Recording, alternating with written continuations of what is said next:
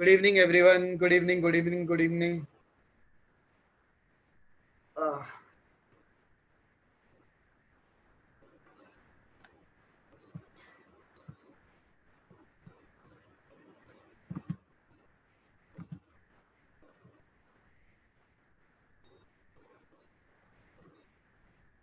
आज हम बैलेंसिंग करेंगे। सिद्धार्थ, एक्स्ट्रा क्लास का जो भी है मैं बता दूंगा, आपको टेंशन मत लो।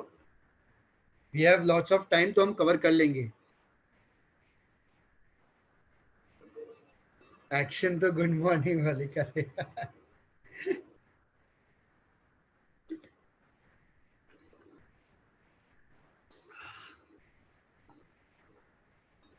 सर, 9th के बच्चों के साथ मजा आया। Piyush, you were there in the 9th class?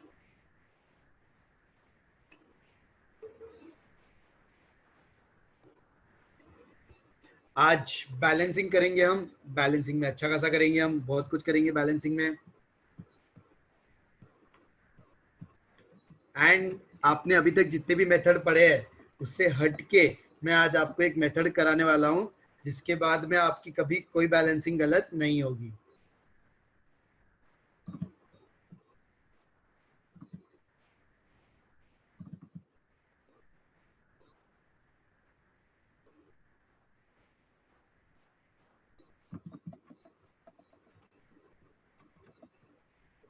Okay, I think 7 बज चुके हैं, देन वी शुड स्टार्ट।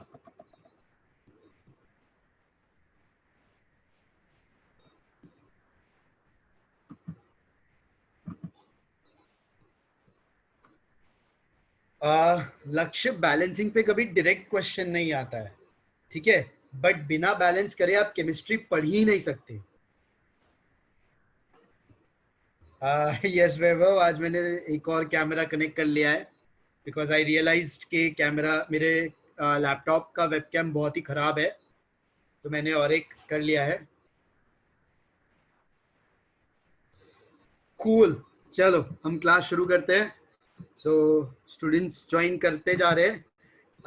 कुछ स्टूडेंट लेट भी ज्वाइन कर रहे हैं। आई डोंट लाइक दैट कि कोई लेट ज्वाइन करे मेरी क्लास में।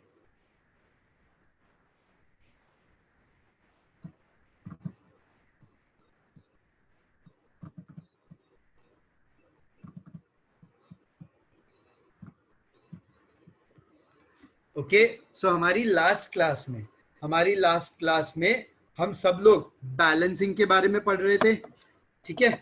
तो हम उसी को अब कंटिन्यू करेंगे कि बैलेंसिंग हम कैसे करते हैं, बैलेंसिंग क्या होती है और बैलेंसिंग के कितने मेथड्स है, ठीक है? तो balancing, let me right the heading.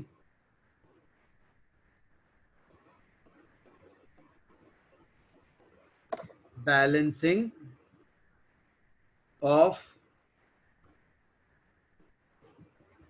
Chemical equations, chemical equations, ठीक है?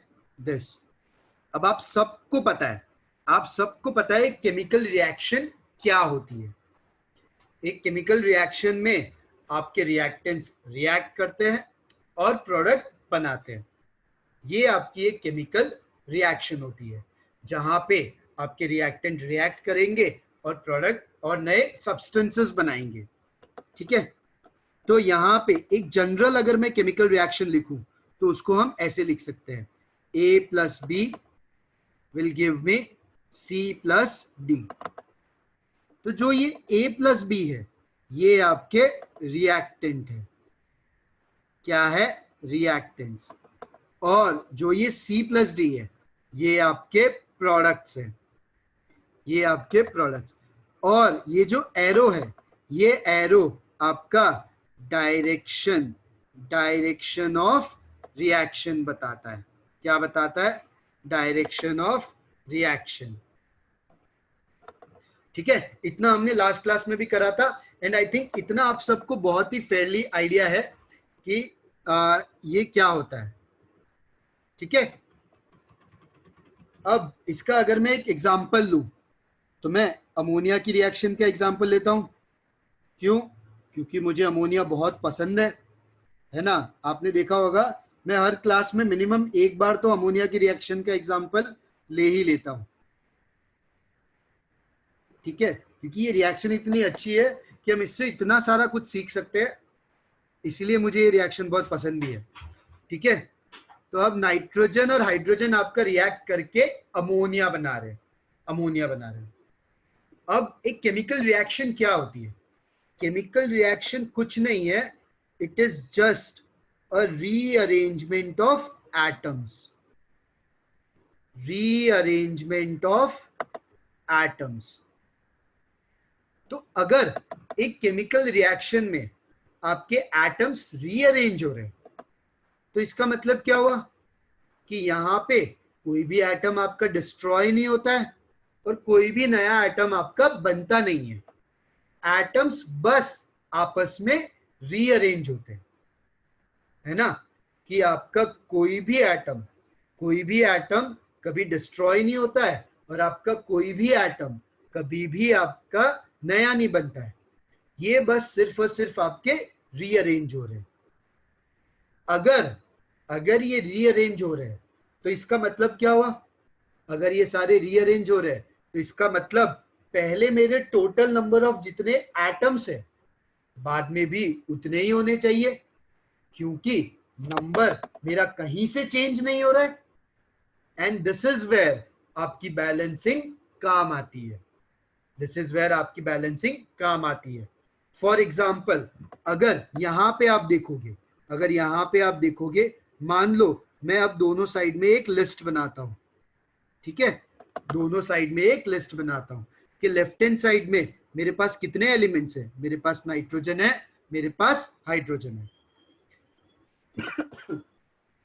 राइट हैंड साइड में भी मेरे पास यही एलिमेंट्स होंगे, क्योंकि रिएक्शन के अंदर आपका एटम्स रीअरेंज होते हैं, कोई नया एटम बनता नहीं है, तो इसके लिए आपके एलिमेंट्स भी चेंज नहीं होते हैं। अब लेफ्ट हैंड साइड में नाइट्रोजन के कितने एटम है? 2 एटम्स है। और हाइड्रोजन के कितने? 2 एटम्स। ये मैं क्या लिख रहा हूं? ये मैं नंबर ऑफ एटम्स की लिस्ट लिख रहा हूं। उसी तरह राइट हैंड साइड में नाइट्रोजन कितने हैं? 1 है। और आपके हाइड्रोजन कितने हैं? 3 है। तो यहां पे क्या हुआ? यहां पे आपके एटम्स रीअरेंज तो हो गए, लेकिन आपके नंबर सेम नहीं आ रहे, आपके नंबर सेम नहीं आ रहे। तो ऐसी केमिकल इक्वेशन जहां पे आपके लेफ्ट हैंड साइड और राइट हैंड साइड में हर एक एलिमेंट के नंबर सेम नहीं है, ऐसी इक्वेशन को हम अनबैलेंस्ड केमिकल इक्वेशन बोलते हैं। तो हम क्या बोलेंगे? ये आपका अनबैलेंस्ड केमिकल इक्वेशन है, अनबैलेंस्ड केमिकल इक्वेशन। अब हमारी लाइफ में अगर हमें कभी भी कोई भी केमिकल रिएक्शन पढ़ना है तो वो हमें सिर्फ और सिर्फ बैलेंस्ड फॉर्म में पढ़ना है। अदरवाइज जो भी हम उस केमिकल रिएक्शन से इंफॉर्मेशन निकालेंगे सब हम गलत निकालेंगे, सारी की सारी हम गलत निकालेंगे। तो हमें तो बैलेंसिंग करना, इसका मतलब आना चाहिए, क्योंकि कभी भी कोई भी केमिकल रिएक्शन हो बैलेंसिंग हमारा मस्ट है, बैलेंसिंग एकदम मस्ट है। बिना बैलेंसिंग करे आपको कभी भी कोई भी रिएक्शन को प्रोसीड नहीं करना है, बिल्कुल भी नहीं करना है। तो अब ये बैलेंसिंग हम कैसे करेंगे? तो अभी तक आपको जो मेथड पता है बैलेंसिंग का, वो क्या है? ठीक है, जहां पे आप क्या करते हो, आप मोर और लेस हिट एंड ट्रायल करते हो। For example this nitrogen gas, hydrogen gas, और ये मिलके आपका अमोनिया बना रहे हैं, अमोनिया गैस बना रहे हैं।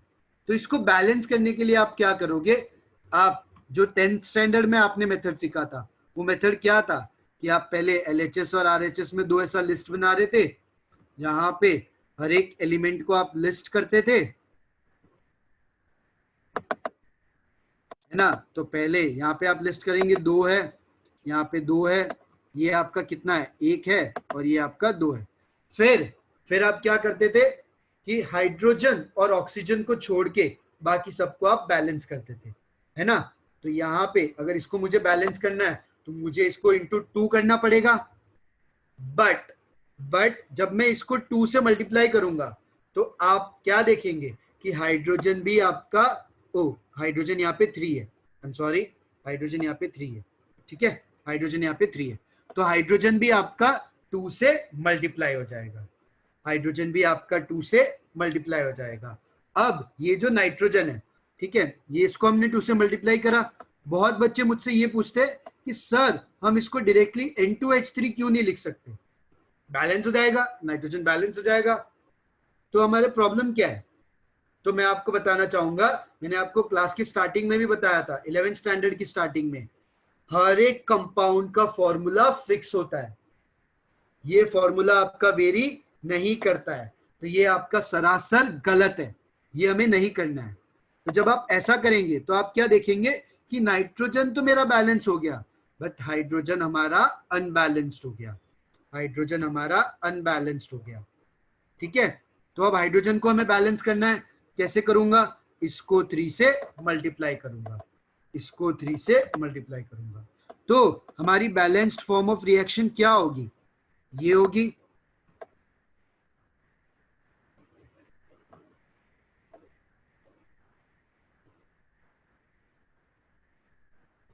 ठीक है। तो अब अगर आप दोनों साइड चेक करोगे, तो अब अगर आप दोनों साइड चेक करोगे तो दोनों साइड हमारे हर एक एलिमेंट के, हमारे हर एक एलिमेंट के सारे नंबर सही है।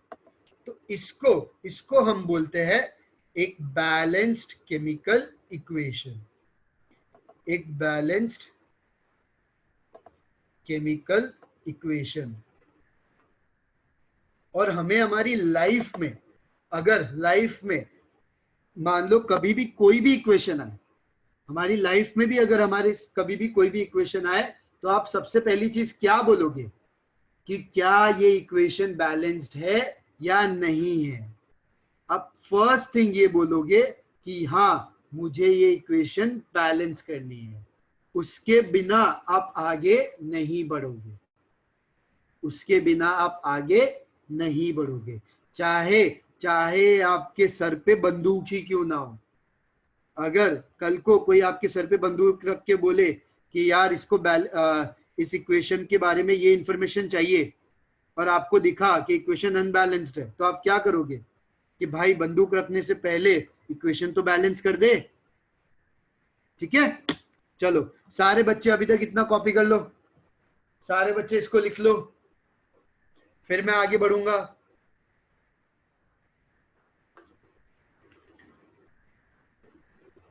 सारे बच्चे इसको लिख लो, फिर मैं आगे बढ़ूंगा। और उसके बाद में मैं आपको एक ऐसा मेथड सिखाऊंगा, बिकॉज 10th में आपने जो मेथड सीखा है वो इतना यूजफुल नहीं है, अगर कोई रिएक्शन टफ आ जाती है तो उसके लिए वो बिल्कुल यूजफुल नहीं है। इसके बाद मैं आपको एक मेथड सिखाऊंगा जिसको पढ़ के आप हमेशा बैलेंसिंग कर पाओगे, अब कभी कोई बैलेंसिंग फिर गलत करोगे ही नहीं।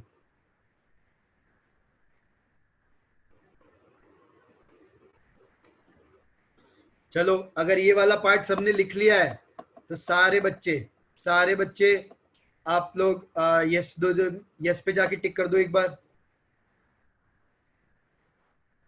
कूल, तो मैक्सिमम बच्चों ने ये लिख लिया है, ओके मैक्सिमम बच्चों ने लिख लिया। मैं सेकंड स्लाइड पे जा रहा हूं, सारे बच्चे इसको भी लिख लो, सारे बच्चे इसको लिख लो।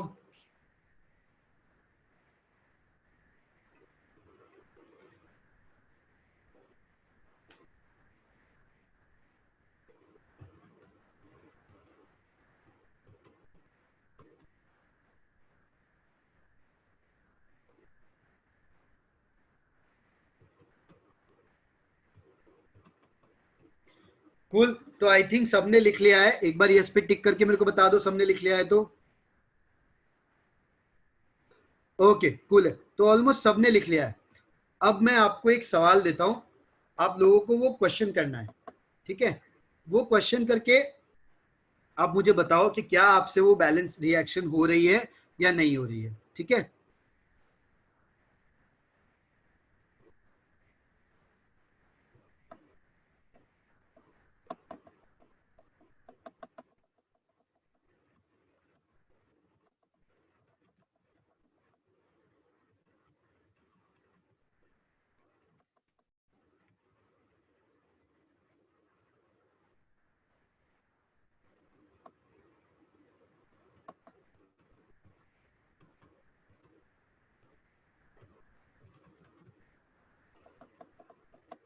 दिस रिएक्शन, ये रिएक्शन आप सबको बैलेंस करनी है, ठीक है, ठीक है। चलो तो ये रिएक्शन सब लोग बैलेंस करके बताओ। मैं आप लोगों को मैं आप लोगों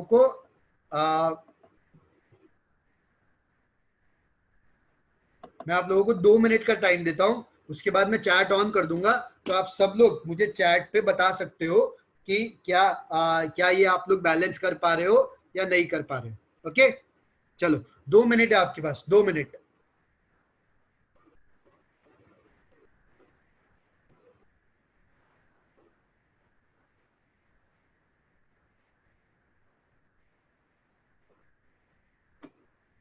सारे बच्चे एक बार खुद से ट्राई करो कि क्या आप ये बैलेंस कर पा रहे हो या नहीं कर पा रहे हो,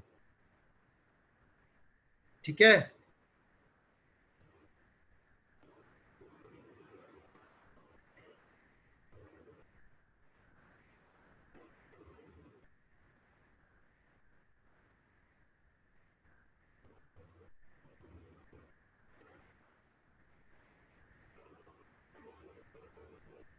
चलो अब मैं चैट ऑन करने वाला हूं।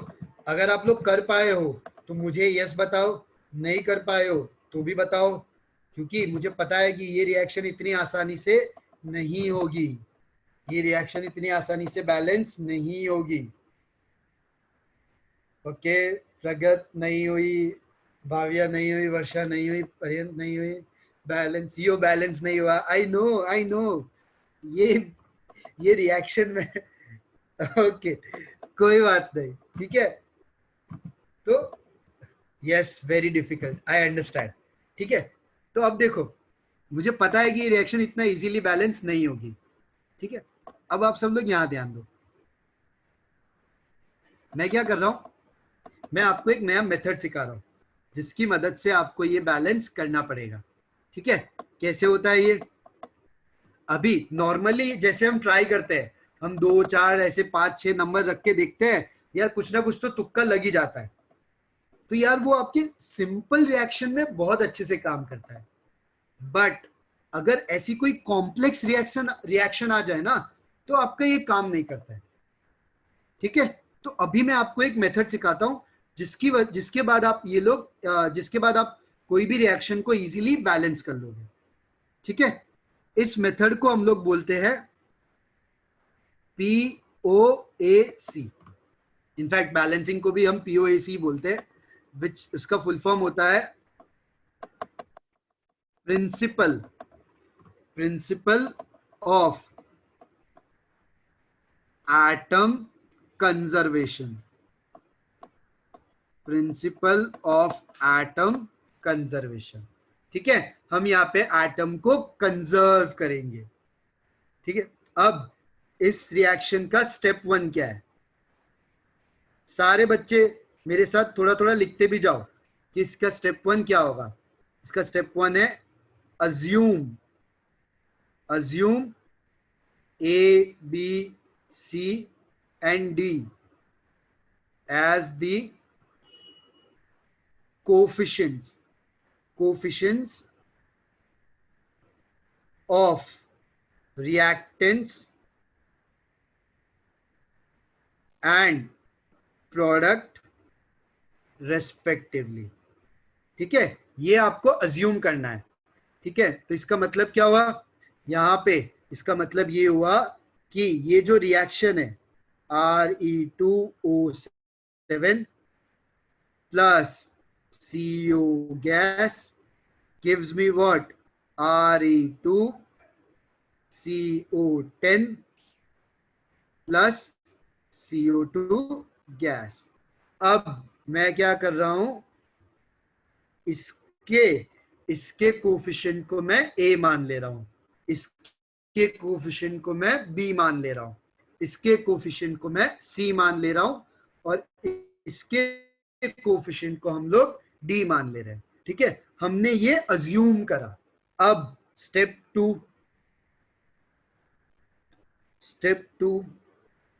ठीक है। स्टेप 2 क्या है, मेक लिस्ट। देखो लिस्ट बनाना मेरा बहुत फेवरेट काम है, मैं रिएक्शन बैलेंसिंग हर जगह लिस्ट बनाते रहता हूं, ठीक है, तो यहां पे भी हम लिस्ट बनाएंगे, make list of number of atoms, number of atoms of all the elements, of all the elements on reactant and product side, reactant and product side। ठीक है, इसको मैं नेक्स्ट पेज में बनाता हूं क्योंकि मुझे एनीवेज नेक्स्ट पेज लगेगा। फिर से हम रिएक्शन लिखेंगे,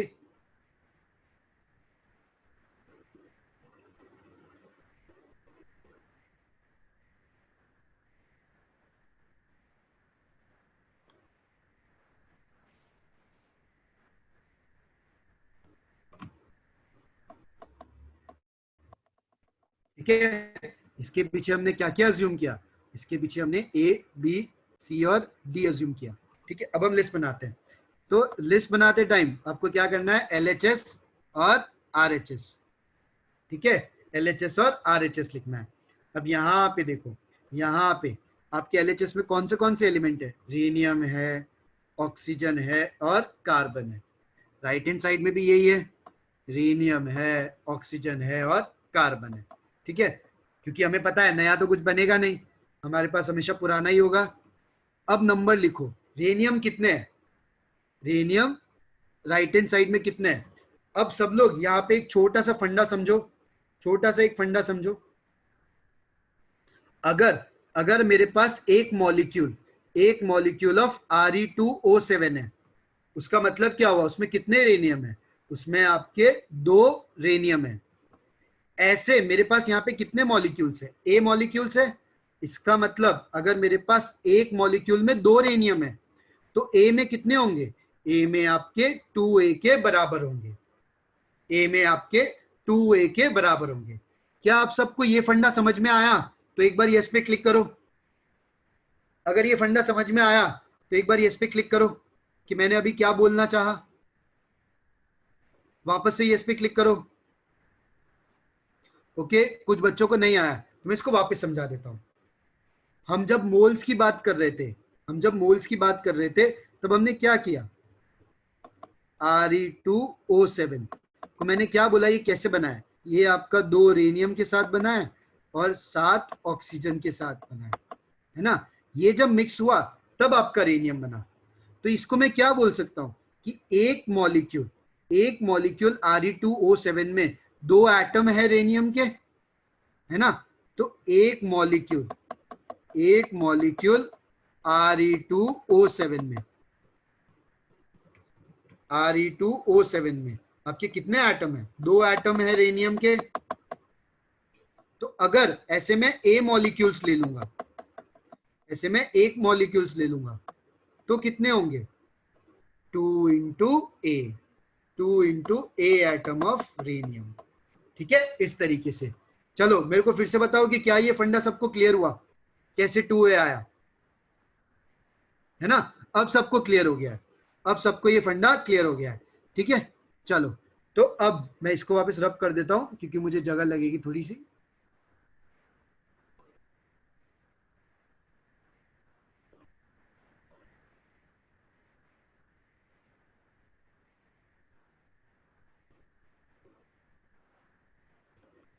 ठीक है, तो अब सब लोग यहाँ पे नंबर लिख सकते हैं कि ये कितना होगा, ये 2A होगा।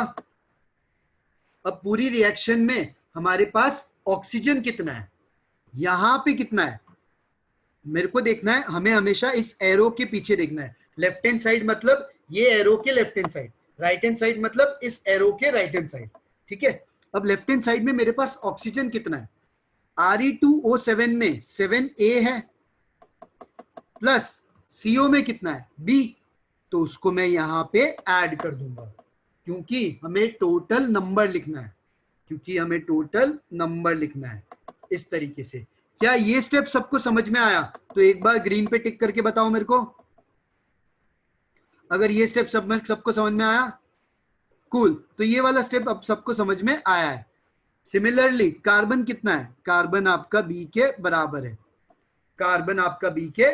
है, ठीक है, अब ये जो रिएक्शंस है, ये जो रिएक्शंस है इनको मैं बोल देता हूं, ये आपकी इक्वेशन 1 है, ये आपकी इक्वेशन 2 है और ये आपकी इक्वेशन 3 है। कुल, अब इसको सिमिलरली सेम यही काम आपको राइट हैंड साइड में करना है, तो इसको मैं थोड़ा फटाफट कर सकता हूं। ये आपका 2C के बराबर होगा। ऑक्सीजन कितना होगा, यहां पे अगर अगर मेरा कुछ ऐसे लिखा है Re2CO ब्रैकेट 10, इसका मतलब होता है ये 10 आपका कार्बन से भी मल्टीप्लाई हो रहा है, ऑक्सीजन से भी मल्टीप्लाई हो रहा है। ठीक है, मतलब कि ये दोनों एलिमेंट से 10 आपका मल्टीप्लाई हो रहा है। तो यहां पे कितना होगा, 10 ऑक्सीजन तो एक मॉलिक्यूल से आ रहा है, ऐसे मेरे पास C मॉलिक्यूल्स है, तो ये कितना होगा 10C प्लस ये यहां से CO2 से कितना आ रहा है 2D के बराबर, 10C प्लस 2D। और कार्बन कितना है, कार्बन यहां से 10C है और यहां पे कितना है D के बराबर, यहां पे आपका D के बराबर। ठीक है, इस तरीके से। अब इसको मैं बोलता हूं इक्वेशन 4, इक्वेशन 5 और इक्वेशन 6। Equation 4, equation 5, equation 6। अब यहां पे हम प्रिंसिपल ऑफ एटम कंजर्वेशन से क्या बोल सकते हैं। ठीक है, हमने लिस्ट बना ली। अब नेक्स्ट स्टेप,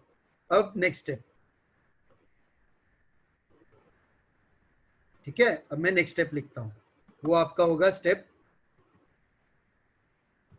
3। स्टेप 3 वो क्या है, apply principle of atom conservation to find the ratio of all the coefficients, to find the ratio of all the coefficients, in fact to find the smallest whole number ratio। आप इसको ऐसे लिख दो, to find the smallest whole number ratio of all the coefficients। अब सब लोग यहां ध्यान दो, अभी एक सेकेंड, ओके। सो अब यहां पे अगर मुझे प्रिंसिपल ऑफ एटम कंजर्वेशन लगाना है, तो वो हम कैसे लगाते हैं। So principal of atom conservation क्या बोलता है कि इस एरो के लेफ्ट हैंड साइड में LHS of rhenium, left hand side में आपके जितने रेनियम के एटम्स है, आपके राइट हैंड साइड में भी उतने ही होने चाहिए। ये तो सिंपल है, ये तो हमें पहले भी पता था। बस प्रिंसिपल ऑफ एटम कंजर्वेशन इसी को स्टेट करता है, क्या कि LHS of rhenium should be equal to RHS of rhenium. उसी तरह आपका LHS of oxygen should be equal to RHS of oxygen. Similarly, LHS of carbon should be equal to RHS of carbon, इस तरीके से। ठीक है, अब ये हम कर सकते हैं क्योंकि LHS इक्वल टू RHS करना हमें बहुत अच्छे से आता है, LHS इक्वल टू RHS करना हमें बहुत अच्छे से आता है। तो इसको हम कैसे करेंगे, इसको हम इस तरीके से करेंगे कि LHS और RHS ऑफ रेनियम हम कैसे कर सकते हैं।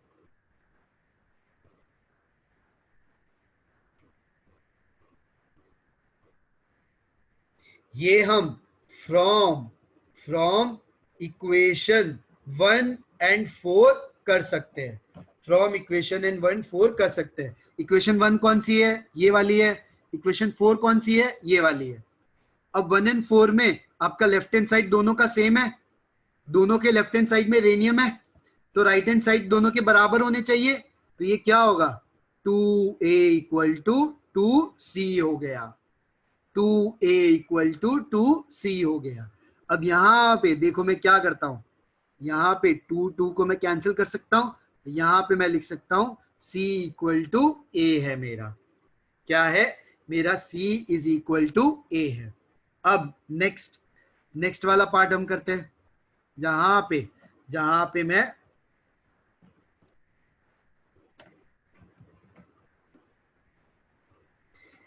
LHS ऑफ ऑक्सीजन को मैं RHS ऑफ ऑक्सीजन से बराबर करता हूं, RHS ऑफ ऑक्सीजन से बराबर करता हूं। ये हम कर सकते हैं फ्रॉम इक्वेशन 2 एंड 5 से। देखो फिर से, इक्वेशन 2 कौन सा है, ये वाला है 7A प्लस बी, और 5 क्या है 10C प्लस डी। तो क्या होगा 7A plus B should be equal to 5A plus 10C plus 2D.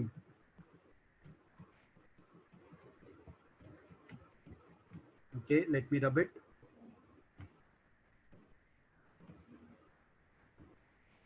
देखो आप सबको लग रहा होगा कि मैं ये बहुत स्लो पढ़ा रहा हूँ रिएक्शन, बट ये मेथड आप सबका समझना बहुत जरूरी है। अगर मैं इसको स्लो नहीं कराऊंगा तो सब आपके ऊपर से जाएगा सर के, ठीक है। अब इसको मैं मान लेता हूं इक्वेशन नंबर 7, इसको हम मान लेते हैं इक्वेशन नंबर 7। अब लास्ट पार्ट मैं करता हूं, कौन सा, ठीक है, फिर से लास्ट पार्ट हम करते हैं।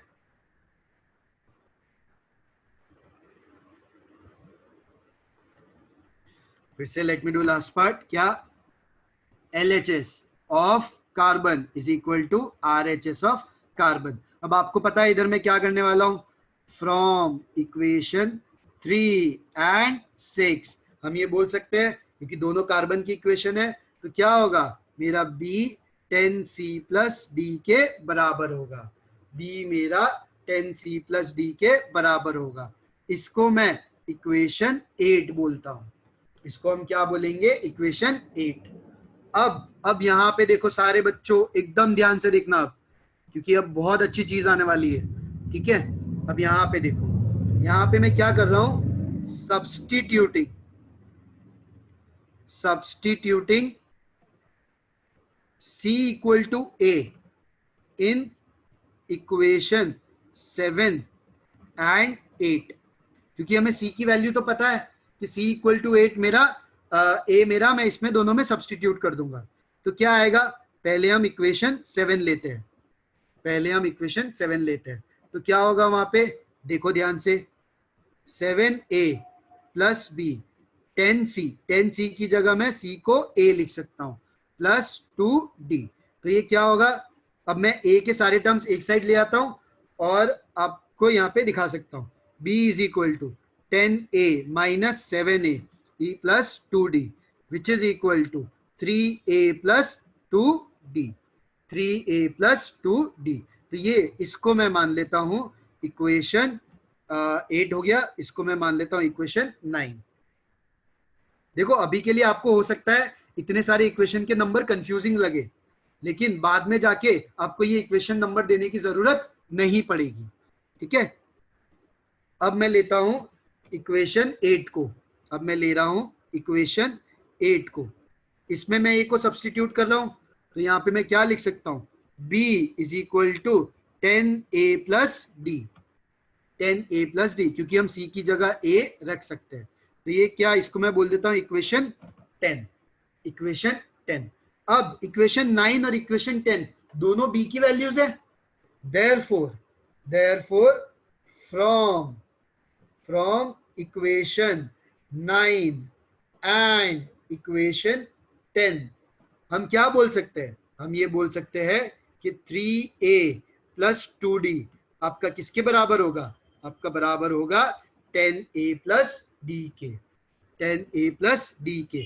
अगर इसको आप थोड़ा सा और सॉल्व करेंगे, देखो मैंने इन दोनों इक्वेशन को बराबर कर दिया, क्योंकि दोनों ही आपके B के वैल्यूज है, दोनों ही आपके B के वैल्यूज है। अब यहाँ पे देखो मैं सारे A के टर्म्स को एक साइड ले लेता हूं और D के टर्म्स को एक साइड ले लेता हूं, तो 2D minus D is equal to क्या होगा 10A माइनस 3A। तो ये क्या हुआ, 2D minus D is D, 10a minus 3a is 7a। क्या आया? 7a। अब मैं क्या कर रहा हूं? अब मैं ये कर रहा हूं कि मैं एक नया पेज ले लेता हूं, मुझे कंजूसी नहीं करनी चाहिए, ठीक है। ये अब मैं क्या कर रहा हूं? Substituting d equal to 7a in equation 8। तो मुझे क्या मिलेगा? सब लोग ध्यान दो, इक्वेशन 8 क्या है? b is equal to 10a plus d। तो यहां पे अगर मैं सब्सटीट्यूट करूंगा तो b is equal to 10a plus 7a which is equal to 17a। कितना आया? 17a। तो अब मेरे सारे वेरिएबल्स a के टर्म्स में आ गए कि a तो a है ही, b आपका 17a के बराबर है, c आपका a के बराबर है और d आपका 7a के बराबर है। ओके, d आपका 7a के बराबर है। अब अगर मैं रेशियो लू, ठीक है, अब अगर मैं रेशियो लू a:b:c:d का अगर मैं रेशियो लू तो मुझे वो रेशियो क्या मिलेगा? मुझे वो रेशियो मिलेगा a:17a:7a। अब मेरा सब में a कॉमन है तो मैं a को इजीली कैंसिल आउट कर सकते हैं, हम लोग a को इजीली हम कैंसिल आउट कर सकते हैं। तो इससे हमारा रेशियो क्या आएगा? इससे हमारा रेशियो आएगा 1:17:1:7। क्या ये मेरा होल नंबर रेशियो है? हाँ, ये मेरा होल नंबर रेशियो है। तो अब अगर मैं इसको कोफिशिएंट्स की जगह पे रखूं, मतलब इस इक्वेशन में अगर मैं रखूं Re2O7 plus CO gives me Re2CO10 plus CO2। अब अगर यहां पे मैं ये वैल्यूज रखूं तो क्या आएगा? 1, 17, 1 और 7। अब आप सब लोग इसको क्रॉस चेक कर सकते हैं कि मेरे लेफ्ट हैंड साइड में रेनियम कितने हैं? 2। राइट हैंड साइड में कितने हैं? 2। लेफ्ट हैंड साइड में ऑक्सीजन कितने हैं? 7 प्लस 17 24। राइट हैंड साइड में कितने हैं? 10 प्लस 14 24। लेफ्ट हैंड साइड में कार्बन कितना है? 17। और राइट हैंड साइड में कार्बन कितना है? 10 प्लस 7 17। क्या अब सबको ये बैलेंसिंग समझ में आया कैसे हमने किया? देखो, आई नो मेथड थोड़ा लंबा है और ये काफी थोड़ा टाइम टेकिंग भी है, तो इसलिए इसको हम तभी यूज करेंगे जब हम कोई बैलेंसिंग में फंस जाएंगे। अदरवाइज मैक्सिमम रिएक्शंस तो आप हिट एंड ट्रायल से कर ही लोगे। ओके, क्या आप सबने इसको कॉपी भी कर लिया? अगर कॉपी नहीं करा है तो एक बार नो पे टिक करो।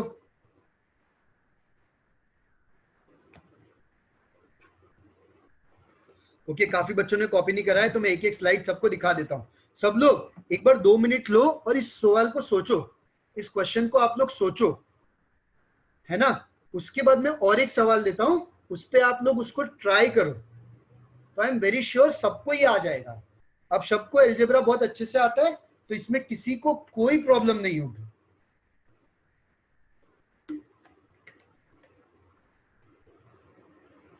ठीक है, आप सब लोग जब तक कॉपी कर रहे हैं मैं चैट भी ऑन कर रहा हूं ताकि आप सब लोग मुझे या अजीम सर को अगर आपको कुछ भी डाउट हो तो आप लोग मुझे बता सकते हैं।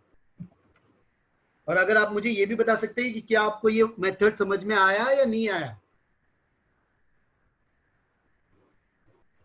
ओके, चैट ऑन है, आप अजीम सर या मुझे किसी को भी आप मैसेज कर सकते हैं अगर इसमें कोई भी डाउट है। गुड नुमान, ओ गुड पीयूष, आपकी बैलेंस पहले हो गई थी।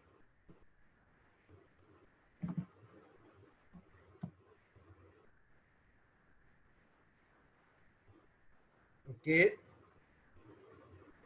चलो मैं आगे चलता हूं बिकॉज बहुत सारे बच्चों ने कॉपी करा। अगर a इक्वल टू सी नहीं आया तो आपका हमेशा ऐसे ही इक्वेशंस बनेगा जहां पे आप सारे वेरिएबल को एक वेरिएबल के टर्म में कर पाएंगे। राधिका आपका हमेशा ऐसा आएगा, मतलब जरूरी नहीं है सी इक्वल टू ए आएगा हमेशा, बट आपके ऐसी चीजें आएगी, जैसे हम आगे अभी और एग्जांपल करेंगे तो आपको उसमें समझ में आएगा। अगर रेशियो होल नंबर के फॉर्म में नहीं है तो हमें उसको बनाना है, हमें उसको होल नंबर बनाना है। ओके, मैं एक बार स्लाइड 1 दिखा देता हूं। ओके, स्लाइड 1 दिखा देता हूं। कैसे बनाएंगे हम आगे और एग्जांपल जब करेंगे ना, हम उसको देखेंगे अच्छे से। ओके पीयूष, अवंती में बताया था, गुड।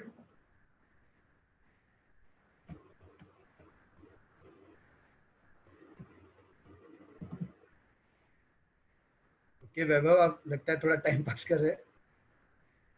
अगर फ्रैक्शन आ गया होगा तो हम अभी आगे नेक्स्ट क्वेश्चन में देखेंगे कि जब वो फ्रैक्शन आएगा तो कैसे होगा।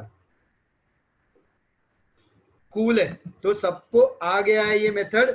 मैं स्लाइड चेंज कर रहा हूं अब, ताकि सारे बच्चे ये सेकंड वाले पार्ट को कॉपी कर पाए।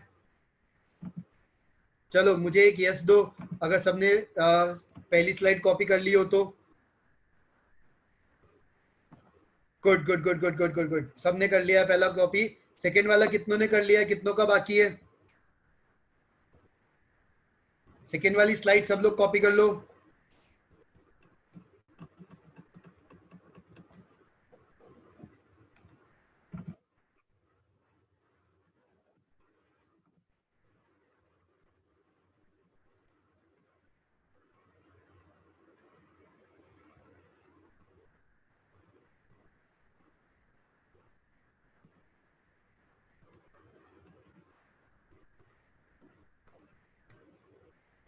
क्या सेकंड वाला सबने कॉपी कर लिया है? तो मुझे एक बार यस दे दो। ओके, कुछ 2-3 बच्चे ही है, जल्दी कर लो आप लोग, जल्दी करो। कूल है, तो ऑलमोस्ट सबने कॉपी कर लिया है सेकंड वाला। अब थर्ड वाला स्लाइड, इसको भी कॉपी करो। हमेशा जब भी आपका रिजल्ट आएगा, आप लोग हमेशा उसको क्या करोगे, क्रॉस चेक करोगे। ऑलवेज ऑलवेज उसको क्रॉस चेक करोगे।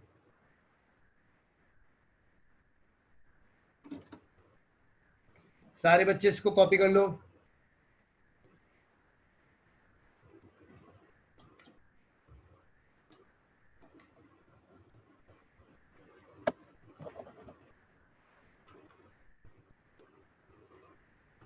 ओके चलो, तो अब मैं इस पे आपको एक क्वेश्चन देता हूं, आप लोग इसी मेथड की मदद से उसको करो और फिर मुझे आंसर बताओ, ठीक है? क्वेश्चन है, find find the sum of coefficients of reactants and products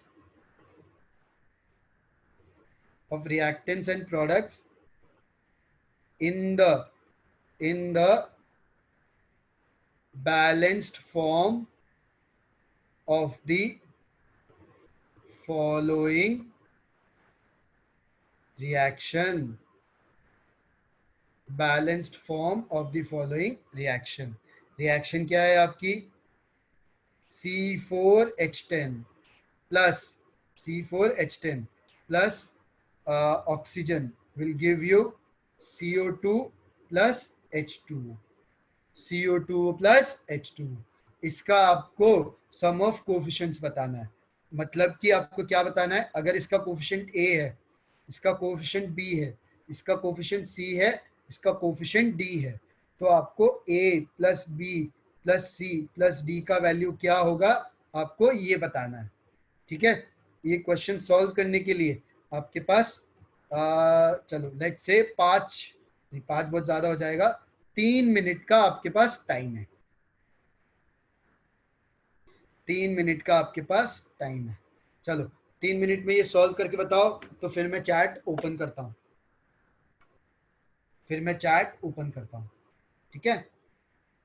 सारे बच्चे इसको सॉल्व करो और इसी वाले मेथड से करो, सो दैट ये मेथड तुमको अच्छे से आ जाए, एकदम अच्छे से आ जाए।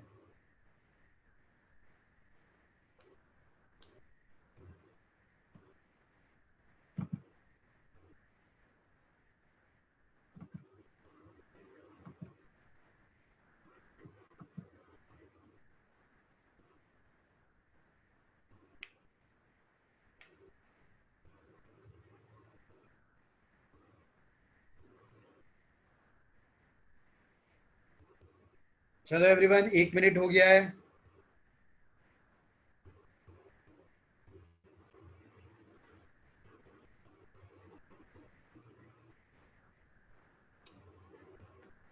इसमें ना सब लोग एक चीज अज्यूम कर लो।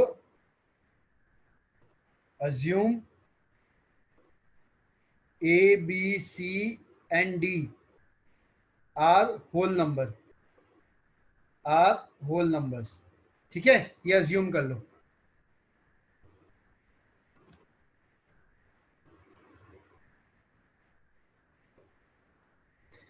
ठीक है, 2 मिनट हो गए हैं और 1 मिनट में मैं चैट ओपन कर दूंगा, फिर आप सब लोग मुझे बताओ।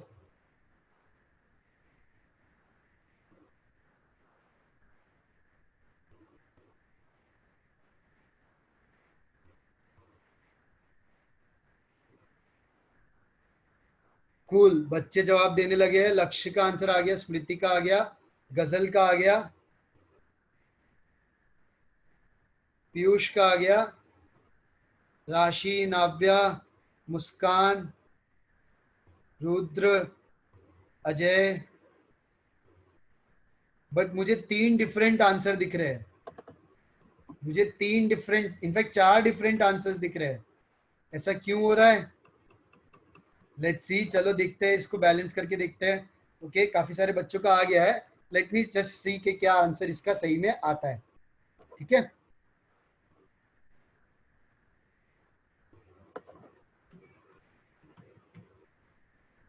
C4H10 plus oxygen will give me what? CO2 plus H2O। अब इसको मुझे बैलेंस करना है, तो यहाँ पे 8 5 13 सो 2 8 8 20 मतलब 10, 10 प्लस 8 18 मतलब 9। ये आपकी अब रिएक्शन बैलेंस हो गई है। क्या ये रिएक्शन बैलेंस्ड है? कार्बन 8 है, कार्बन 8 है, हाइड्रोजन 20 है, हाइड्रोजन 20 है, ऑक्सीजन 18 है, ऑक्सीजन 16 प्लस 10। ओके, ऑक्सीजन मैंने गलत काउंट कर लिया। ऑक्सीजन आपका होगा, वेट अ मिनट, ऑक्सीजन आपका होगा 13 के बराबर। ओके, ऑक्सीजन यहाँ पे आपका होगा 13 के बराबर, क्योंकि 16 प्लस 10 26, तो 13 टू 26। तो तो यहाँ पे आपके ए की वैल्यू क्या आई? 2, बी की वैल्यू आई आपकी 13, सी की वैल्यू आई आपकी 8 और डी की वैल्यू क्या आई? 10। तो आपके A plus B plus C plus D का वैल्यू क्या है? A plus B plus C D का वैल्यू है 2 plus 13 plus 8 plus 10, which is what? 15 15 23 और 10 33। तो आप में से मैक्सिमम बच्चों का 33 आया है, which is very good sign कि आप सबको बैलेंसिंग इतने अच्छे से आता है। ठीक है, चलो और एक क्वेश्चन, और एक क्वेश्चन करेंगे हम। ठीक है, सिमिलरली इस क्वेश्चन में भी आप लोग ये बताओ मेरे को,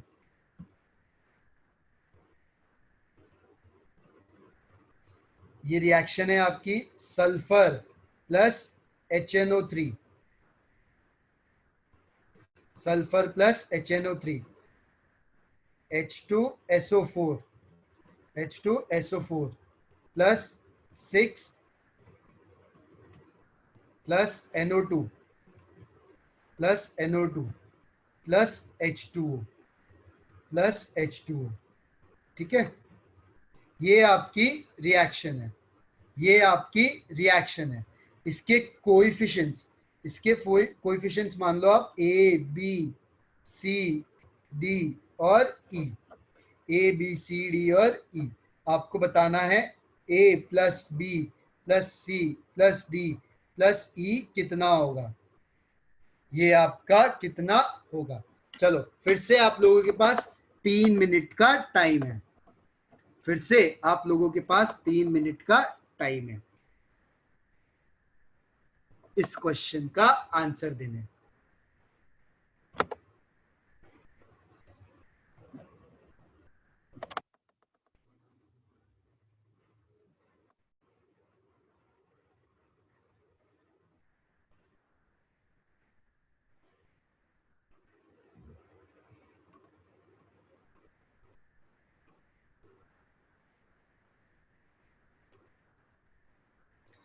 2 मिनट और बचे हैं।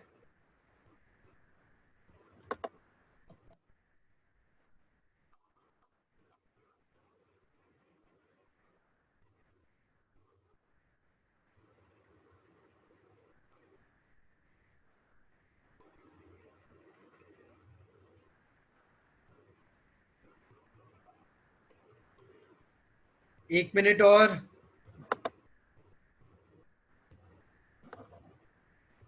अब मैं चैट को ऑन कर दे रहा हूँ। अब मैं चैट को ऑन कर दे रहा हूँ। चलो सब लोग बताओ।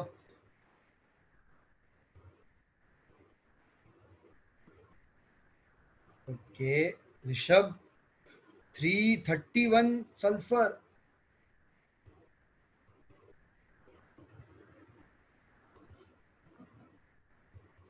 रितिका, हम बात करेंगे वापस प्रीवियस क्वेश्चन की। ओके ऋषभ, वेरी गुड, आपका जवाब सही है।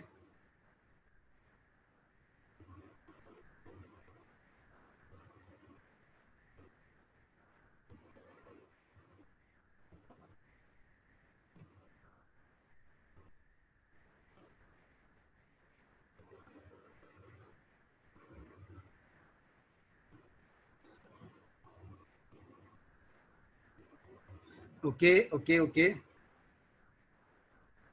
कूल। तो काफी सारे बच्चे जवाब दे रहे हैं, बट कुछ बच्चे 331 जवाब दे रहे हैं, ऐसा क्यों? तो यहाँ पे क्या होगा, यहाँ पे अगर मान लो मुझे बैलेंस करना है, तो एक बार फिर से हम इसी मेथड को फिर से अप्लाई करते हैं, ताकि अगर किसी को भी कुछ भी डाउट है तो वो फटोफट अपने डाउट्स को क्लियर कर सके। ठीक है, सब लोग यहाँ पे देखो, हम लिस्ट बनाएंगे, है ना, LHS और RHS की, LHS और RS की। इस बार मैं थोड़ा जल्दी जल्दी करूंगा। ठीक है, LHS में कौन है, सल्फर, हाइड्रोजन, नाइट्रोजन और ऑक्सीजन। RHS में भी यही होंगे, है ना, कोई और तो होने से रहे। अब यहाँ पे देखो, यहाँ पे सल्फर कितना है, A है, हाइड्रोजन कितना है, B है, नाइट्रोजन B है, ऑक्सीजन 3B है। सल्फर कितना है यहाँ पे, C के बराबर है, हाइड्रोजन 2C के बराबर है, सॉरी 2C प्लस 2E के बराबर है, नाइट्रोजन D के बराबर है, और ऑक्सीजन आपका 4C plus 2D plus E के बराबर है, इस तरीके से। ठीक है, अब हमें सबको सब कुछ बराबर करना है ना, हमें POSC लगाना है, तो हमें इसको बराबर करना है। तो जब मैं इसको बराबर करूंगा तो क्या आएगा, मैं इसको यहीं पे लिख देता हूं कि जब हम इसको बराबर करेंगे तो क्या आएगा।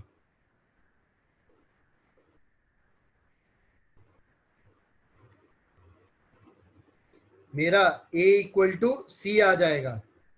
ठीक है, B equal to 2C plus 2E आएगा, 2C प्लस 2E।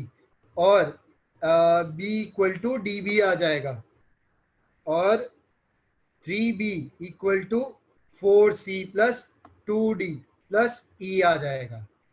अब आप लोग क्या करो, C equal to A substitute, C equal to से, इसको मैं इक्वेशन के नाम दे देता हूं, 1 2 3 4।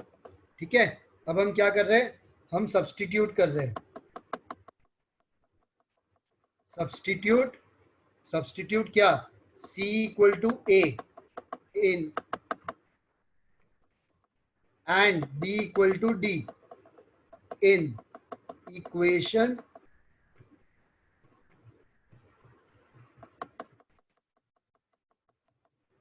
and D equal to B in equation 2 and 4, in equation 2 and 4।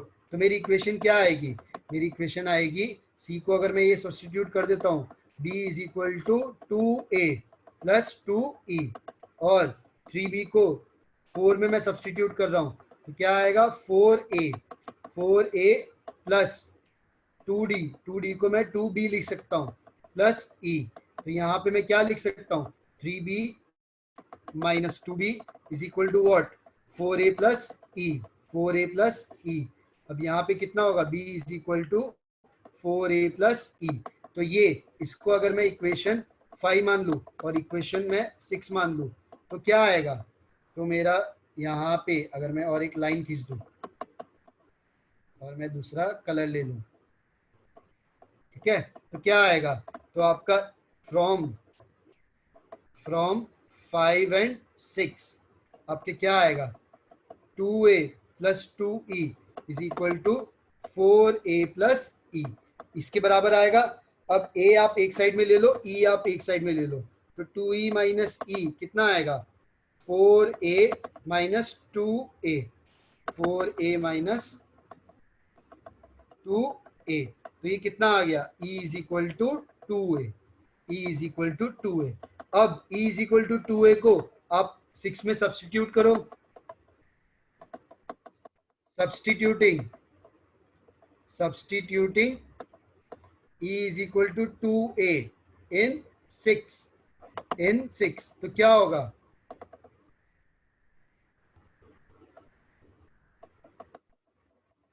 4a plus e है, तो b कितना आएगा, 4a plus 2a which is equal to 6a। तो आपके a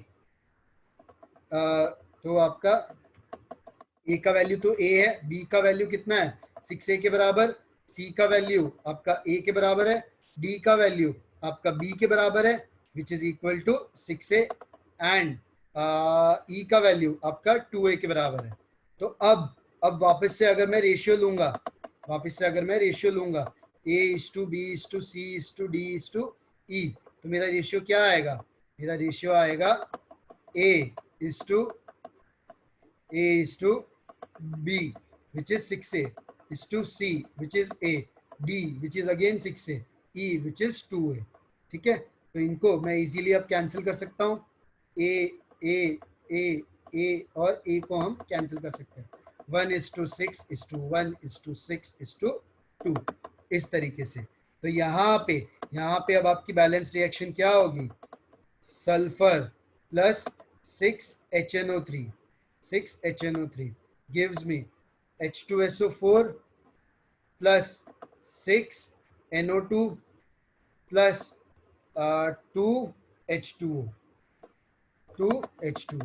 आई थिंक ये करेक्ट है, यस।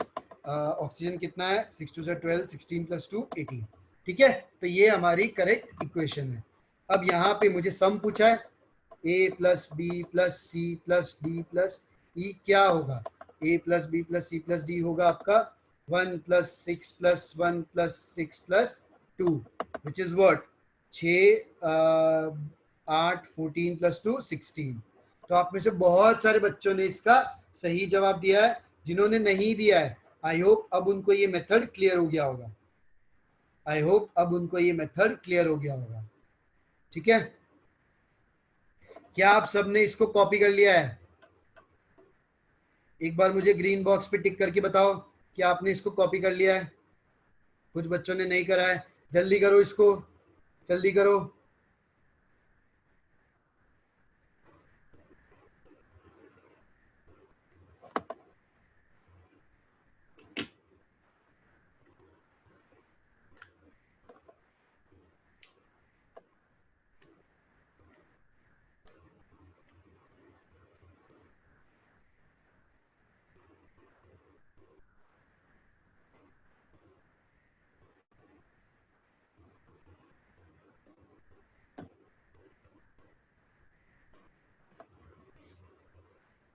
जल्दी करो इसको कॉपी।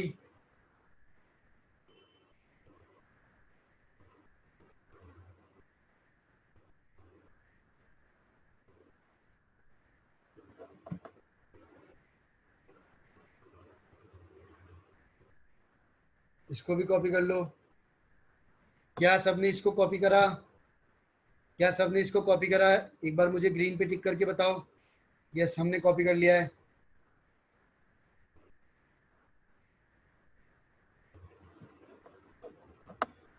कूल है, तो ऑलमोस्ट सारे बच्चों ने कॉपी कर लिया है, ठीक है। अब कुछ बच्चे मुझसे सेकंड क्वेश्चन पूछ रहे थे दोबारा, ये देख लो उसका रिजल्ट क्या है। आप लोग एक बार इसको खुद से ट्राई करो, उसके बाद भी नहीं आता है तो डेफिनेटली मुझे बताओ, मैं दोबारा से इसको सॉल्व करके बताऊंगा, ठीक है। अगर आपको इसमें एक बार इसका आंसर लिख लो और खुद से ट्राई करो, ABCD वाले मेथड से खुद से ट्राई करो, ठीक है। नहीं आएगा तो मैं फिर बताऊंगा, ठीक है।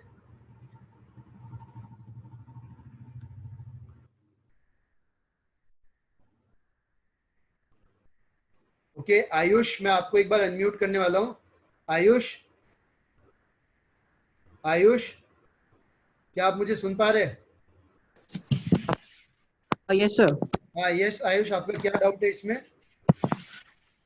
Actually sir we need more questions to practice sir. Actually equation बनाने के टाइम सर तो थोड़ा मोड़ा प्रॉब्लम आती है सर, तो अगर 2-3 क्वेश्चन और प्रैक्टिस हो जाता तो सर बहुत वो बेटर होता नहीं हमारे नहीं, लिए वो सर। तो मैं होमवर्क में दूंगा ही, बट आई एम आस्किंग इस क्वेश्चन में पर्टिकुलरली कुछ यस डाउट है सर। क्या? No sir, no sorry sir. बस मैं वही पूछ रहा था। Okay cool. आर्यन, आपका भी अगर इस क्वेश्चन में डाउट है तो हाथ खड़ा करो, अदरवाइज मैं आगे बढ़ता हूँ। ओके रितिका, आपका डाउट है? यस रितिका, क्या डाउट है आपका? Ritika, Ritika, okay Ritika, I don't think आपका भी कुछ है बिकॉज आवाज नहीं आ रही। एनीवेज डोंट वरी, अगर आपका कुछ डाउट है स्पेसिफिक तो अब आप मुझे क्लास के बाद पूछ सकते हैं, क्लास के बाद, ठीक है?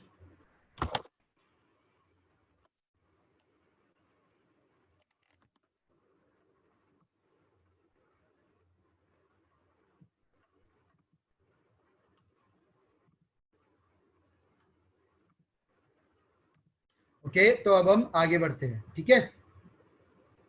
सो हमने ये बैलेंसिंग तो निकाल ली, ठीक है? तो अब कोई भी एक जनरल बैलेंस्ड इक्वेशन हो, अब कोई भी एक जनरल बैलेंस्ड इक्वेशन हो, मान लो मैंने आपसे पूछा कि आप मुझे एक जनरल बैलेंस्ड इक्वेशन निकाल के बताओ, तो उसको हम ऐसे लिख सकते हैं, इस तरीके से। एक रिएक्शन आपको लिखना आता है, A plus B will give me C plus D. अब इसका अगर मुझे एक बैलेंस्ड फॉर्म लिखना है तो हम ऐसे लिख सकते हैं कि A into A, B into B, C into C plus D into D. इस तरीके से हम उसको लिख सकते हैं, ठीक है? अब ये जो ए बी सी डी है, ठीक है, यहाँ पे जो ये ए और बी है, यहाँ पे कैपिटल ए और कैपिटल बी, इनको मैं वाइट से लिखता हूं सो दैट कोई कंफ्यूजन ना हो। Capital A and capital B ये आपके रिएक्टेंस है, capital C and capital D ये आपके प्रोडक्ट्स है, ठीक है? Small a, small b, small c and d, small a, small b, small c and d, ये आपके, इनको हम बोलते हैं stoichiometric, stoichiometric coefficients, stoichiometric coefficients of reactants and products, stoichiometric coefficients of reactants and products respectively, ठीक है? अब इस स्टोइशियोमेट्रिक का क्या मतलब होता है? इसका मतलब यही है कि बैलेंस्ड फॉर्म में इनके कोफिशिएंट्स यही होंगे। स्टोइशियोमेट्रिक कोफिशिएंट से हमारा मतलब है कि बैलेंस्ड फॉर्म में इन कंपाउंड्स के आपके कोफिशिएंट्स यही होंगे, ठीक है? सो इनसे हमारा स्टोइशियोमेट्रिक कोफिशिएंट्स का मतलब है। ये वर्ड आप सबको पता होना चाहिए कि स्टोइशियोमेट्रिक क्या होता है। ये एक इटालियन वर्ड है जिसका मतलब आपका बैलेंसिंग ही होता है, ओके? सो इस तरीके से, ठीक है? तो आज की क्लास में हम इतना ही पढ़ते हैं बिकॉज अब एक नया कंसेप्ट ही शुरू होगा इसके बाद में, तो आप सब लोग हम उसको 15 मिनट्स में कवर नहीं कर पाएंगे। तो आप में से अगर किसी को भी कुछ भी डाउट है तो वो अभी मुझसे पूछ सकता है, प्लस आपके आई थिंक 8:30 से या 8:20 से आपकी दूसरी क्लास है ना, सो आप सब लोगों को उसको ज्वाइन करना है। उसी के साथ आपके ग्रुप में जो आपको गूगल फॉर्म भेजा जा रहा है फिल करने के लिए, वो सबको भरना है, क्योंकि जो बच्चे वो उस गूगल फॉर्म को भरेंगे इन फ्यूचर वही सिर्फ क्लास को अटेंड कर पाएंगे, ओके? चलो, तो अब जिनको जिनको भी कुछ भी डाउट है तो मैं चैट भी ओपन कर दे रहा हूँ, और आप लोग हाथ भी खड़ा कर सकते हैं सो दैट मैं आपको अनम्यूट करके पूछ सकूं अगर किसी को कुछ भी डाउट है। यहाँ पे होमवर्क जो भी होगा मैं आपकी ड्राइव पे अपलोड कर दूंगा, तो आप लोग वहां से देख सकते हो। यस, मैं नोट्स और होमवर्क दोनों ड्राइव पे डाल दूंगा, आप लोगों को मिल जाएगा। फॉर्म का लिंक ऑलरेडी आपके ग्राफ पे आपके ग्रुप में होगा, व्हाट्सएप वाले ग्रुप पे सारे बच्चे उसको चेक करेंगे। इसके बाद फिजिक्स की क्लास आपने सिलेबस देखा होगा, तो वो फिजिक्स की क्लास वहां पे अगर है तो होगी डेफिनेटली। ओके अनुष्का, आपका नंबर मैं ऐड करवा देता हूँ।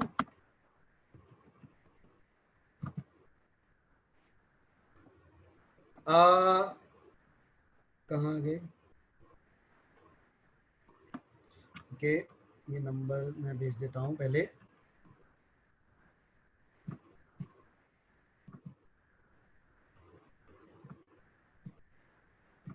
जिन्होंने भी आज की क्लास मिस की है, इसकी रिकॉर्डिंग आपको प्लेलिस्ट में मिल जाएगी, तो आप लोग वहां से देख सकते हैं।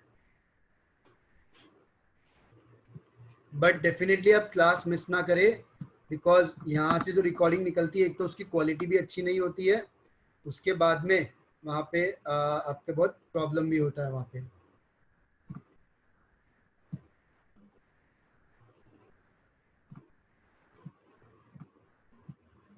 ओके, रितिका मैं आपको अनम्यूट करने वाला हूँ। Yes Ritika.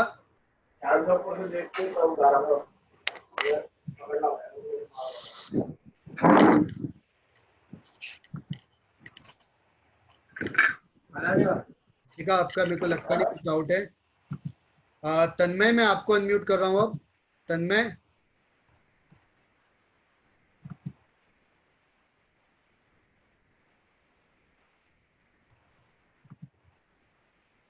Tanmay. Sir, yes, sir, I just wanted to ask that this method can be used in each and every equation if the equation is not solved directly by hit and trial method. For example, when steam and iron reaction is there. हाँ, तो आप उसके लिए use कर सकते हो, given that आपको सारी रिएक्टेंट और प्रोडक्ट पता हो। सर कोई प्रॉब्लम तो नहीं होगी नहीं इस इक्वेशन में, मतलब सपोज। नहीं, कोई प्रॉब्लम नहीं होगी। और एनीवेज आप हमेशा आपके जो भी कोफिशिएंट आ रहे हैं आप उसको क्रॉस चेक कर सकते हो always. Okay sir, thank you. Okay okay Tanmay, मैं आपको अब म्यूट करने वाला हूँ।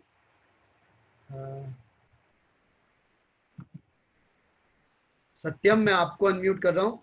सत्यम।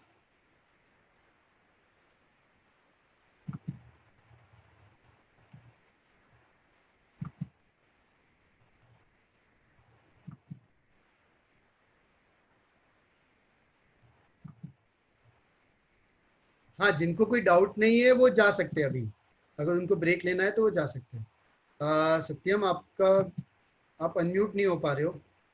एक काम कर रहा हूँ मैं, आप सबको अनम्यूट करने की परमिशन दे रहा हूँ। सत्यम प्लीज अपने आप को अनम्यूट करो।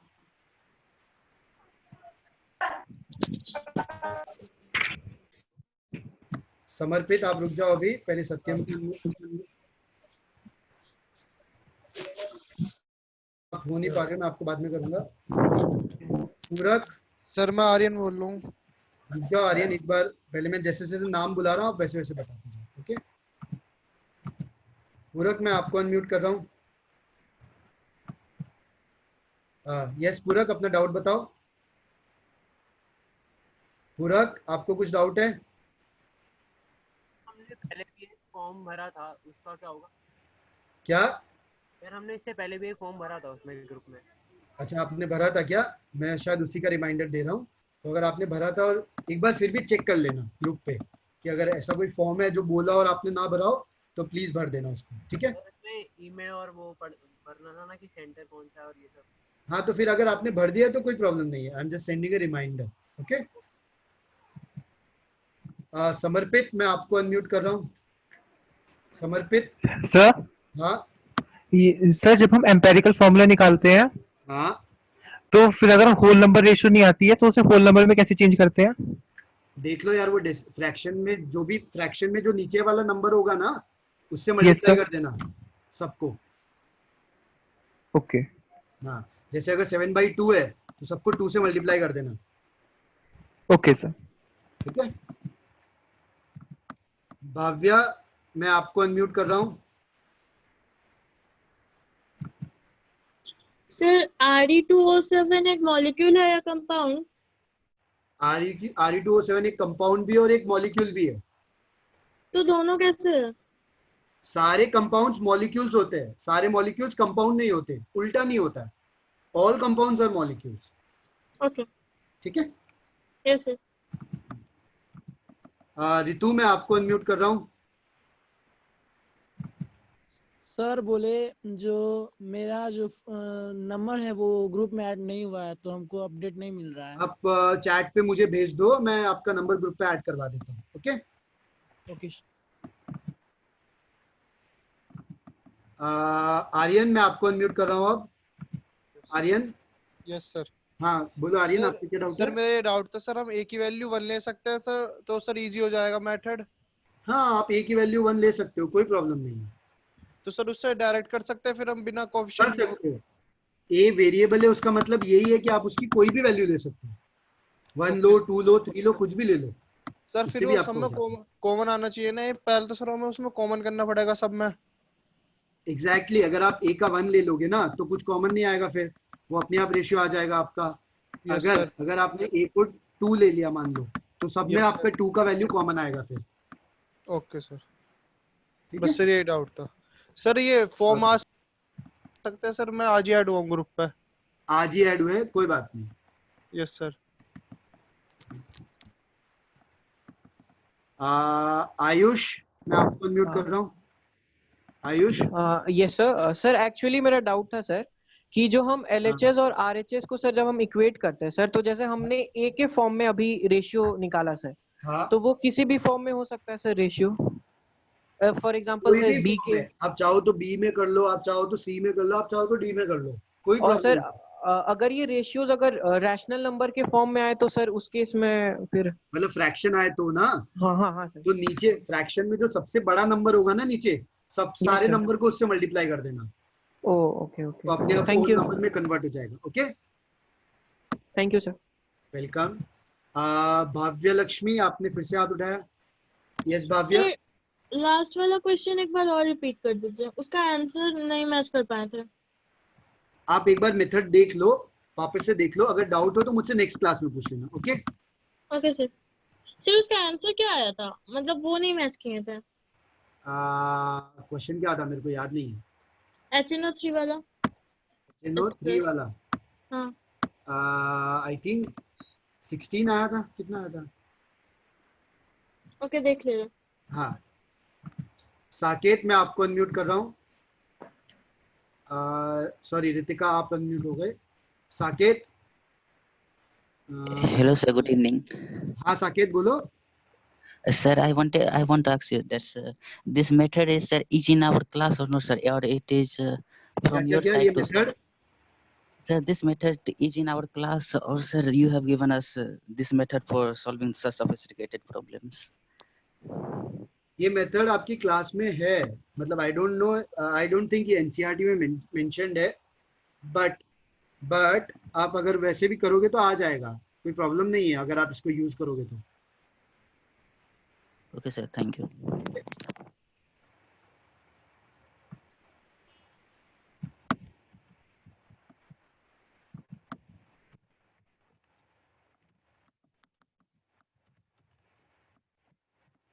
कौन बच गया आप डाउट के लिए? साकेत का हो गया। रितिका। यस रितिका बोलो।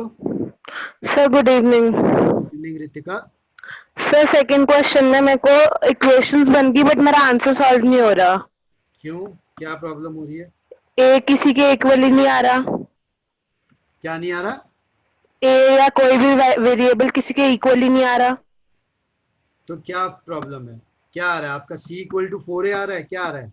Yes sir, C is equal to 4a, 2b is equal to 2c plus D, तो 5a आप is C is equal to equal to D. 4a substitute करो ना, जरूरी थोड़ी हमेशा C is equal to A ही substitute करना है। Okay sir. आप C is equal to 4a substitute करो, आ जाएगा आंसर। ओके। ठीक है।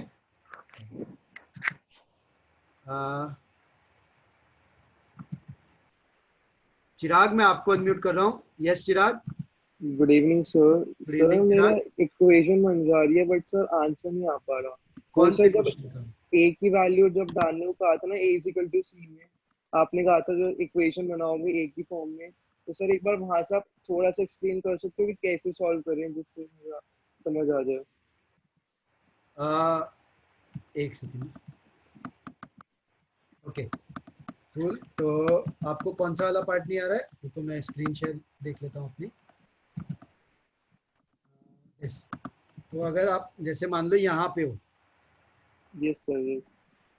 ये हमारी इक्वेशंस बन गई है ना? Yes sir. अब क्या करना है आपको? सब्स्टिट्यूट करना नहीं आ रहा? Yes sir. कि ये सी इक्वल टू ए आया तो कुछ नहीं ना, जो भी देखो ओवरऑल एम क्या है कि मेरे को जितने भी वेरिएबल है ना सबको Yes, एक sir. वेरिएबल के टर्म में लाना है। Okay sir. तो आप तो दिमाग वैसे लगाओ कि कैसे किस वैल्यू को मैं कहाँ सब्स्टिट्यूट करूंगा। जैसे इसमें देखो स्क्रीन पे अभी तुम देखो सी इक्वल टू ए लिखा है। Yes sir. मैंने सोच लिया यार कि सी इक्वल टू ए को मैं सारे वेरिएबल्स को मैं ए के टर्म्स में लाऊंगा। Okay sir. है ना? तो बस वैसे ही मैं सॉल्व करते जाऊंगा। ओके फिर एक बार बी के निकालूंगा ए की टर्म्स में और उसकी सी को भी ए के टर्म्स में निकाल के तीनों को एग्जैक्टली एक साथ और कर डी दूंगा। को भी ए के टर्म्स में निकालो। Okay sir I understand now. Okay thank you sir. Welcome Chirag. Shivansh मैं आपको अनम्यूट कर रहा हूँ। यस शिवांश। सर हमने थर्ड क्वेश्चन में जब हमारे पास लास्ट में वैल्यू आई e is equal to 2a, sir हमने फिर उसको इक्वेशन नंबर 6 में ही क्यों सब्स्टिट्यूट करा? हम उसको इक्वेशन नंबर 5 में सब्स्टिट्यूट करके भी हम b की वैल्यू फाइंड आउट कर सकते थे क्या? तो बराबर ही तो आएगी, 6 से ही तो आएगी अगर तुम 5 में करके देख लो। सर हमने फिर इसको 6 इक्वेशन नंबर 6 में सब्स्टिट्यूट करा, अगर मैं इसको 5 में भी कर दिया तो भी सेम आंसर आता है। अब करके देख लो ना, ये रही आपके सामने इक्वेशन नंबर 5। अब करके देख लो सेम ही आएगा ना, तो किसी में भी करो कुछ फर्क नहीं पड़ता। सर जैसे हमने सबको ए टर्म्स में ले लिया, हम हाँ। सबको बी या सी या डी टर्म्स में भी बना सकते हैं? आराम से बना सकते हो आप, कोई प्रॉब्लम नहीं है। Okay sir thank you. Welcome. Okay Kushagra मैं आपको अनम्यूट कर रहा हूँ। यस कुशाग्र। सर जो C4H10 वाला क्वेश्चन था सर, उसमें मेरी B की वैल्यू होल नंबर में नहीं आ रही थी, 13/2 आ रही थी। तो सारे नंबर को 2 से मल्टीप्लाई कर दो तो क्या आएगा? ओके सर, तो फिर सर मेरे आता 2:13 करेक्ट 8:10। बस फिर वही तो आया आंसर अपना, है ना? ये देखो 2:13 कहाँ गया? ये रहा 2:13 8:10, यही तो आया है ना? Yes sir. ठीक है ओके सर। ओके कुशाग्र। सत्यम मैं आपको अनम्यूट कर रहा हूँ। ओके सत्यम आपने हाथ नीचे कर लिया। आदि मैं आपको अनम्यूट कर रहा हूँ। Good evening sir. Good evening आदि। सर एक्चुअली ना जो आपने डीपीपी रीजर्स में मूलर वॉल्यूम में क्वेश्चन था, हमने पढ़ाया नहीं है मूलर वॉल्यूम अभी, तो 22.4। अच्छा तो मूलर वॉल्यूम अब छोड़ दीजिए फिर उसको। अच्छा अभी छोड़ दें, 3 क्वेश्चन। हाँ अभी के लिए छोड़ दीजिए। ठीक है अभी के लिए छोड़ दीजिए। Okay sir thank you. Welcome. Satyam मैं आपको अनम्यूट कर रहा हूँ अब। Satyam. Yes Satyam. Good evening sir. Good evening Satyam. हाँ सर सेकंड क्वेश्चन में प्रॉब्लम है। ये वाला कार्बन वाला? हाँ बताओ। सर इसमें हम लोग को ए की वैल्यू सी से इक्वल आती है ना? नहीं ऐसा कोई जरूरी नहीं है, कोई रूल नहीं है। ये तो हमने सर ऐसी इक्वेशन ली है कि जिसमें हमारे ए के वैल्यू सी के बराबर आ गया, ऐसा कोई रूल नहीं है। तो मेरी वैल्यू 4 है इज इक्वल टू सी आता है, तो आप हर जगह जहां पे भी सी है ना, आप सी की जगह 4a रखो। ओके है ना? ऐसा कोई जरूरी नहीं है कि सी हमेशा आपका ए के बराबर आना चाहिए, सब बिल्कुल भी जरूरी नहीं है। ओके सत्यम। ओके ओके एवरीवन, सो अब मैं ये क्लास एंड करने वाला हूँ। आपकी 8:30 से क्लास है फिजिक्स की, तो दोबारा ज्वाइन कर लीजिएगा आप सब लोग टाइम पे। ओके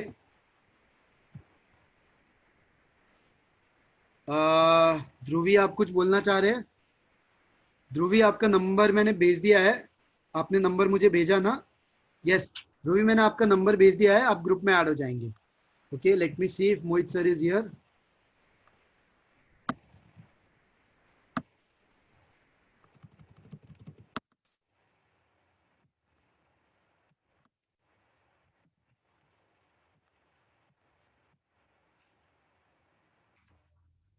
ओके मैथ्स की क्लास है तो आपके मैथ्स के टीचर आ जाएंगे। Okay thank you everyone. चलो अब मैं इस मीटिंग को एंड करने वाला हूँ, आप लोग दोबारा ज्वाइन कर लेना।